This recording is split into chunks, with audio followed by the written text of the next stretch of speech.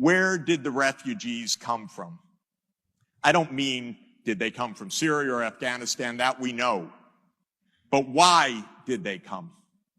Okay, they came because of war. Where did the war come from? From my country, from the CIA, which first started to overthrow the Afghan government back in 1979. The U.S. has been involved in Afghanistan in war, both covert and overt, for nearly 40 years. Iraq, absolutely against international law, of course, perhaps often called the most dreadful foreign policy decision in modern times, an absolutely unprovoked war, killed hundreds of thousands, displaced millions, created disaster, blowback, and refugees. And what about Syria? Was that really the result of the protests on the ground? No.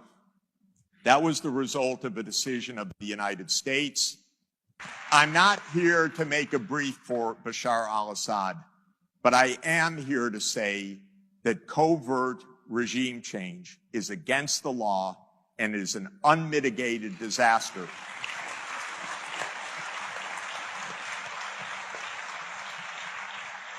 But the problem is, where was Europe's foreign policy?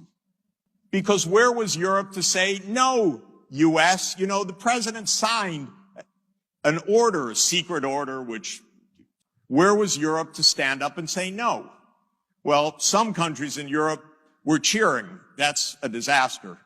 Most were not cheering, but most were completely silent because there's no foreign policy to speak of. So the idea that the only policy is to debate should we accept refugees or not is not right.